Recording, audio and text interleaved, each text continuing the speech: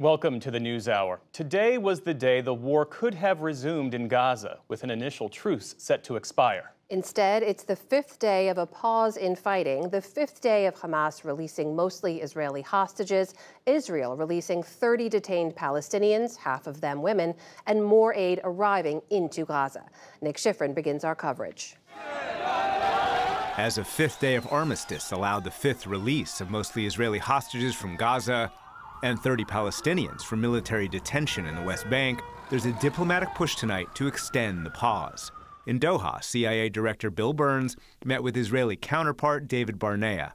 One of their goals, expand the hostage release agreement beyond foreign workers and Israeli women and children that have so far been released to the more than 100 Israel male hostages being held in Gaza. Hamas has indicated it's interested. The negotiations are mediated by Qatar. We are hopeful that in the next 48 hours we will be getting more information from Hamas regarding the rest of the hostages. In Israel, public sentiment is mixed. We need all of them back home. If a truce is what will get them home, yes. In 2 days, we should stop the ceasefire and go back to war and get rid of Hamas. Prime Minister Benjamin Netanyahu is holding on to both goals, even if most analysts believe they are contradictory. We are committed to completing our tasks, the release of all the abductees, the elimination of this terrorist organization above and below the ground, and of course, Gaza will not return to what it was and will not pose a threat to the state of Israel. Today, humanitarian groups warn that the 49 days of war that preceded the pause had pushed Gaza to, quote, absolute chaos. During the pause, we filmed Gazans who'd stayed in the north and finally decided to evacuate south.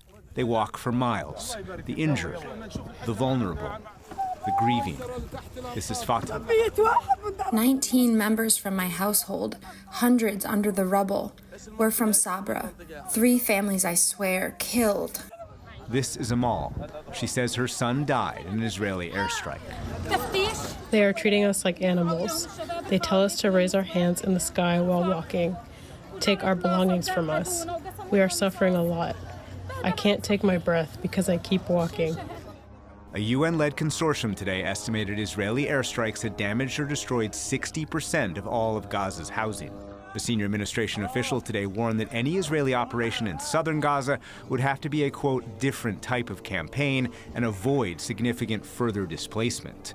More than 3/4 of all of Gaza is already displaced, helping spread disease, the WHO warned today.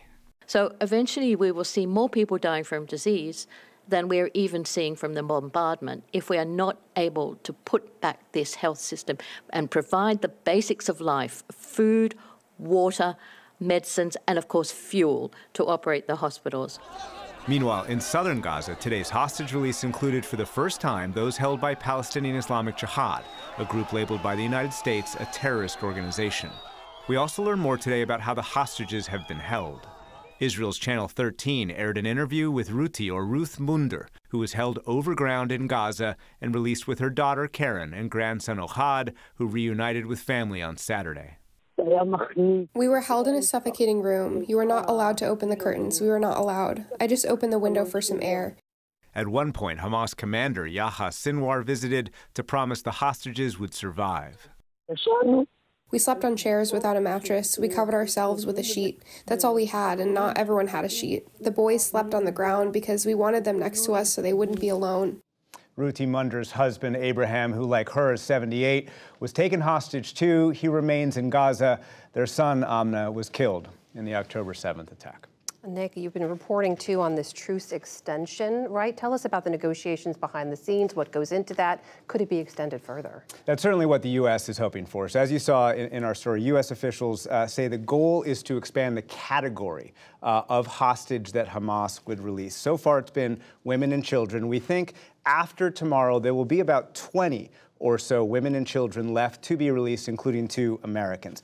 After that, the U.S. says the goal would be to get elderly men released, and then civilian men out, all civilian men. And then the last category, the most difficult by far, would be female Israeli Defense Forces soldiers who are also hostage, as well as male Israeli defense soldiers. At each step, Israel would have to expand the category, again, of Palestinian it is willing to release from its detention, from its prisons. And that is the core of what U.S. officials, intelligence officials are in Doha right now to try and negotiate with Hamas, mediated by Qatar, try and figure out how Hamas can expand the categories and how Israel can expand the categories of detainees and prisoners it would release. The U.S. says that it wants that no matter how long it takes, but it does say that its goal is mirroring the Israeli goal, to get Hamas out of Gaza entirely again, even though that those two goals aren't necessarily compatible. Get all the hostages out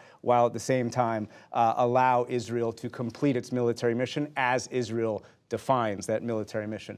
And on that front, as we said, the U.S. officials went much further than they have so far, warning Israel about the military operation, saying that the military operation in the south cannot displace as many Gazans as it did in the north, cannot damage or destroy as many buildings as they did in the north. A senior administration official put it this way, that if Israel doesn't change its tactics, it will be beyond the capacity of any humanitarian support network to cope. But again, strategically, the U.S. supports what Israel is trying to do, try and get Hamas entirely out of Gaza. We'll see how those words meet actions on the ground day by day. Nick Schifrin, thank you so much for your reporting. Thank you.